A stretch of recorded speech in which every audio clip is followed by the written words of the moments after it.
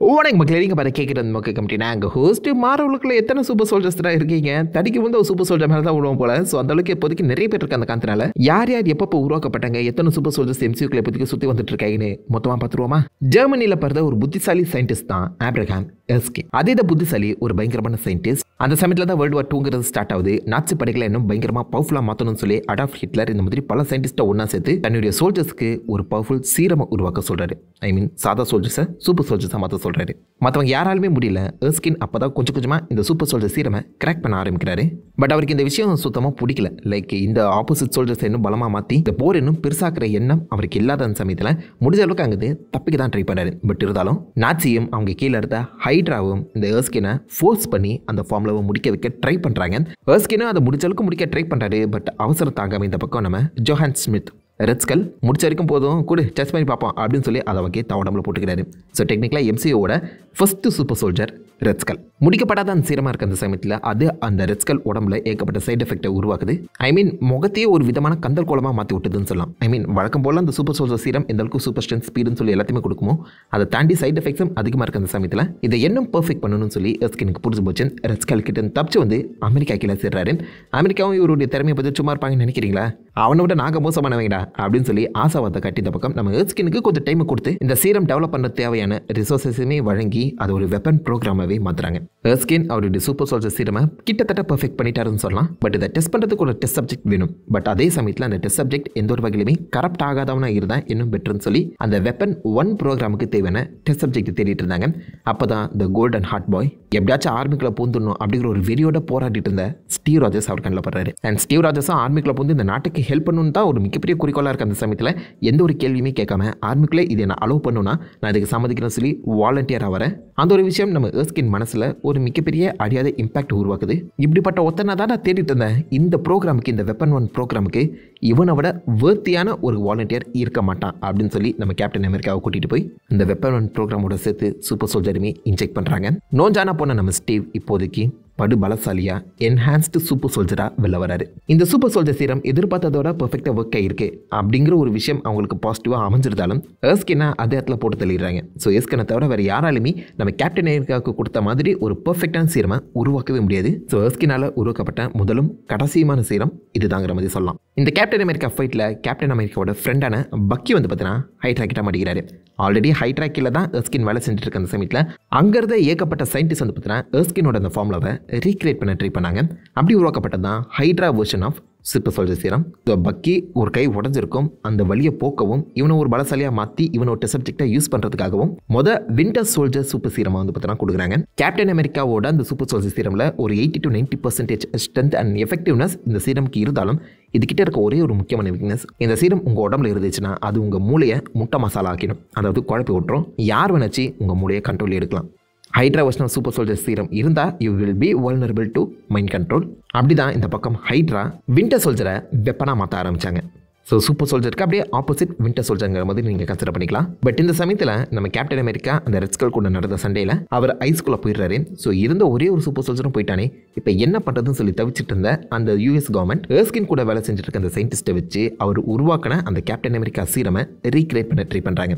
But Erskine இல்லாத வரைக்கும் அதை 100% அவர் உருவாக்கின மாதிரி கொண்டு வர முடியாது. ஸோ தாங்க உருவாக்கின அந்த ரீக்ரியேட் பண்ண அந்த சூப்பர் சோல்ஜர் சீரமை டெஸ்ட் பண்ணுறதுக்கு சில பேர் வேணும்னு சொல்லி ஆஃப்ரிக்காவில் தவிச்சிட்டு இருந்த சில பேரை அது ஒரு டெட்டனஸ் ஷாட் அப்படின்னு சொல்லி அவங்கள டெஸ்ட் சப்ஜெக்டாக மாற்றி ஆஃப்ரிக்கா அடிமைகளை தங்களுடைய உபயோகத்துக்கு அமெரிக்கா பயன்படுத்த ஆரம்பித்தாங்க. அப்படி உருவாக்கப்பட்ட இந்த சூப்பர் சோல்ஜர் சீரமால் பல பேர் இறந்துருந்தாலும் ஒருத்தர் உடம்புல மட்டும் இது பர்ஃபெக்டாக ஒர்க் அவுட் ஆச்சு. Isaiah Bradley. கேப்டன் அமெரிக்கா இல்லாத சமயத்தில் ஐசையா பிராட்லி தான் அந்த சூப்பர் சோல்ஜரை தாங்கின இன்னொரு முக்கியமான பவர்ஃபுல் அடுத்த கேப்டன் அமெரிக்காவாக இருக்க வேண்டியது. பட் அமெரிக்கன் சைடில் ஒரு வெள்ளையனை தாண்டி கருப்பினத்தவனை கண்டிப்பாக எங்களுடைய அடையாளமாக கொண்டு வர முடியாதுன்னு சொல்லி வெறும் சீக்ரெட்டான ப்ராஜெக்ட்டுக்கு மட்டும் ஐசையா பிராட்லியை யூஸ் பண்ணாங்க.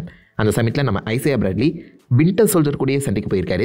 வின்டர் சோல்ஜரோட அந்த மெட்டல் ஆர்மியுமே பார்த்தீங்கன்னா உடச்சிருக்காரு. கேப்டன் அமெரிக்கா இல்லாத சமயத்திலையும் இந்த பக்கம் அமெரிக்கா அவனை மாதிரி இன்னும் நிறைய சோல்ஜர்ஸை உருவாக்கிட்டு இருக்காங்க போல. அப்படி பார்க்கும்போது அமெரிக்கன் சைடில் கண்டிப்பாக இந்த சூப்பர் சோல்ஜர் ப்ரோக்ராம் சம்மந்தப்பட்ட நிறைய சீரம் இருக்க தான் செய்யணும்.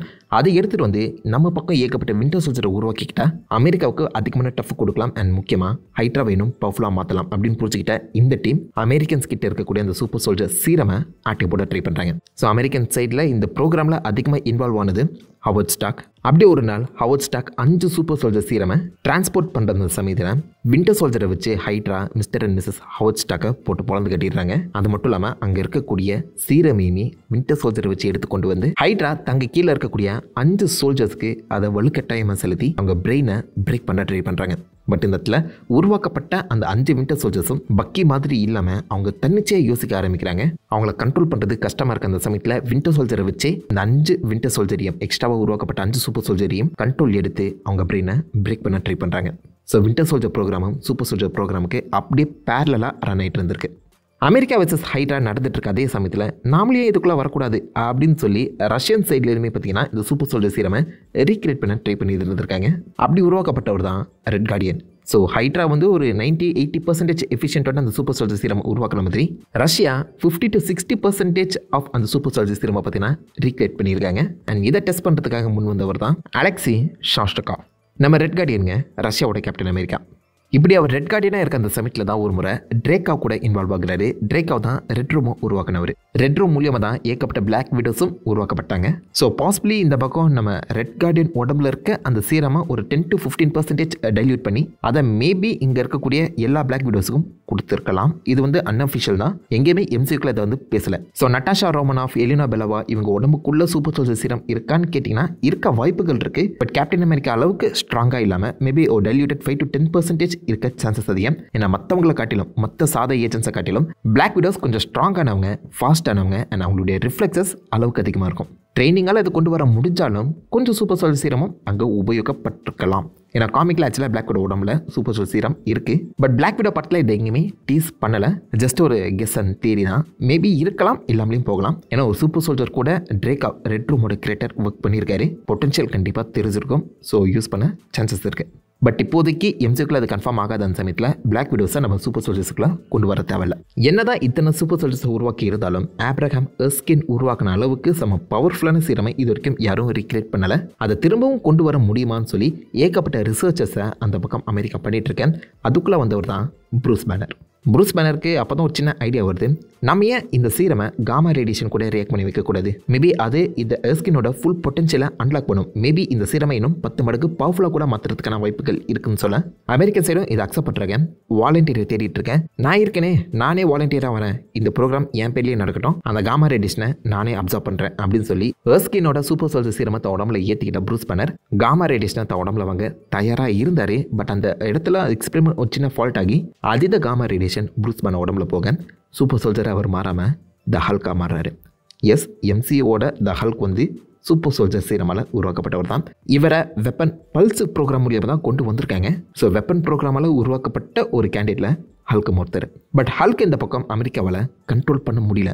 ஆப்வியஸ்லி நம்ம ப்ரூஸ் பேனராலே கண்ட்ரோல் பண்ண முடியல. ஸோ நம்மளால் கண்ட்ரோல் பண்ணக்கூடிய மாதிரி ஒரு சூப்பர் சோல்ஜரை உருவாக்க முடியாதான்னு சொல்லி தொடர்ந்து பல ரிசர்ச்சஸ் நடத்தப்படுது. அதே மாதிரி தப்பிச்ச ஹல்கையுமே கேப்சர் பண்ண ட்ரை பண்ணுறாங்க. பட் ஹல்கை பிடிக்க ஹல்க் மாதிரியே இருக்க இன்னொருத்தர் தான் நல்லாயிருக்கும் அப்படின்னு சொல்லி தான் எமில் பிளான்ஸ்கே உள்ள கூப்பிட்டு வராங்க. அப்போதைக்கு சாதா சோல்ஜராக இருந்த இவர் உடம்புல மாடிஃபை பண்ணப்பட்ட சூப்பர் சோல்ஜர் சீரமை அதிகமாக ஏற்றுறாங்க வழக்கத்தை விட. ஸோ இந்த சமயத்தில் நம்ம எமில் பிளான்ஸ்கே என்னதான் சூப்பர் சோல்ஜராக இருந்தாலும் ஹல்கை கண்ட்ரோல் பண்ண முடியல. அதனால் நம்ம சாம் ஸ்டர்ன்ஸ் கிட்ட அவர் ஹெல்ப் கேட்டு போகிறாரு.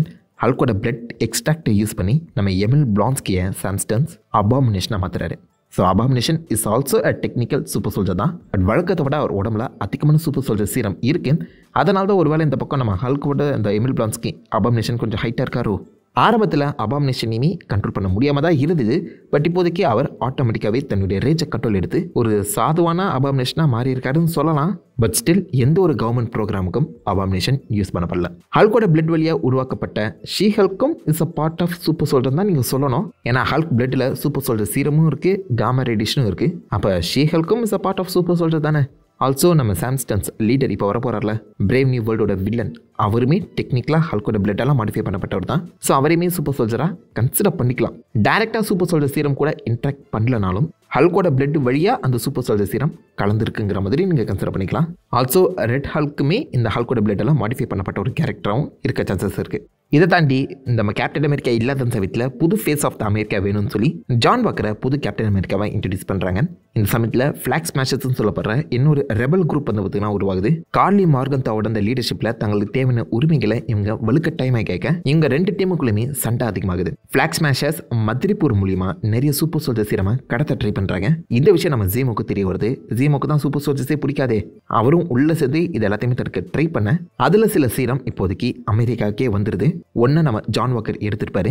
ஃபிளாக் ஸ்மாஷர்ஸில் நம்ம கார்லி மார்கன்தாவோட சேர்த்து மொத்தம் 5 பேர் அந்த சூப்பர் சோல்ஜர் சீரமாக கன்சியூம் பண்ணியிருப்பாங்க. இந்த சூப்பர் சோல்ஜர் சீரமோட எஃபெக்டிவ்னஸ் எந்த அளவுக்கு அதிகமாக இருக்குன்னு நம்மளுக்கு தெரியல. மேபி கேப்டன் அமெரிக்கா சீரமோட கம்பேர் பண்ணும்போது 60 to 70% எஃபெக்டிவ்னஸ் இருக்க சான்சஸ் அதிகம். ஜான் வாக்கர் மட்டும்தான் இப்போதைக்கு அதில் உயிரோட இருக்காரு. கார்லி மார்கன்தாவை ஷேரன் கொண்டு இருப்பாங்க. கூடவே சேர்ந்து மற்ற 5 ஃபிளாக் ஸ்மாஷர்ஸும் கொல்லப்பட்டிருக்கலாம், இல்லைனா அமெரிக்காவில் கண்ட்ரோல் எடுக்கப்பட்டிருக்கலாம். அவங்களுக்கு என்னாச்சுன்னு நம்மளுக்கு தெரியல. பட் ஜான் வாக்கர் மட்டும் தான் இப்போதைக்கு உயிரோட இருக்காரு. ஸோ 616ல் உயிரோடு இருக்கக்கூடிய சூப்பர் சோல்ஜர்ஸ்ன்னு பார்க்கும்போது நம்ம கேப்டன் உயிரோடு தான் இருக்காரு. Winter Soldier, John Walker, Red Guardian and possibly Bob. இவருடைய ஆரிஜின் இப்போ வரைக்கும் நம்மளுக்கு தெளிவாக தெரியாத அந்த சமயத்தில் அவரை நான் கேள்விக்குறியில் தான் வைக்கிறேன். பட் காமிக்கில் நம்ம கேப்டன் அமெரிக்கா சீரமை விட 1000 மடங்கு பவர்ஃபுல்லான ஒரு சீரமால் உருவாக்கப்பட்டவர் தான் சென்ட்ரி. அந்த ஸ்டோரி லைனை எம்சிக்குள்ளே ஃபாலோ பண்ணுற மாதிரி இருந்துச்சுன்னா இந்த சென்ட்ரியும் will be a part of super soldier program தான். பட் அதை மூவியில் எப்படி கொண்டு வர போகிறாங்க தெரியாத அந்த சமயத்தில் பொறுத்து வந்து பார்ப்போம். 616 தாண்டி அவுட் சைட் நம்ம பார்க்கும்போது எடுத்து 838 சார்ந்த நம்ம பெகி கார்ட்டர் அண்ட் வாட் இஃப்லேயுமே நீங்கள் பெகி கார்ட்டர் பார்த்துருக்கலாம். 2 சைட்லேயுமே நம்ம கேப்டன் அமெரிக்காவுக்கு கொடுத்த சேம் பவர்ஃபுல் சீரம், எஸ்கினால் உருவாக்கப்பட்ட சீரம் தான் பெகி கார்ட்டர் உடம்புல கொடுத்துருப்பாங்க. ஸோ அவங்களையுமே நீங்கள் உள்ளே சேர்த்துக்கலாம். ஸோ இப்போதைக்கு எம்சியூக்குள்ளே ஏகப்பட்ட சூப்பர் சோல்ஜர்ஸ் அங்கிட்டு சுற்றிட்டு இருக்காங்க. பட் எத்தனை பேர் வந்துட்டு போனாலும் கேப்டன் அமெரிக்கா மாதிரி வராதுண்ணே. ஏன்னா அவர் தான் ஒரிஜினல் சூப்பர் சோல்ஜர். 100% எஸ்கினோட கம்ப்ளீட் ஃபார்முலாவில் உருவாக்கப்பட்ட த பியூர் ஹார்ட்டட் சூப்பர் சோல்ஜர். அவரை டச் பண்ணுறது கஷ்டம் தாங்க. ஸோ உங்களுடைய ஃபேவரட் சூப்பர் சோல்ஜர் யாராச்சும் நான் அந்த லிஸ்ட்டில் மிஸ் பண்ணி தான் மறக்காம கேட்கலாம். காம்பவுண்ட் எல்லாருமே தெரிஞ்சுக்கிட்டேன். நான் உங்களை நல்ல ஒரு ஆசமான விட எல்லாமே பண்ணி தெரிவிக்கும். Half and guys what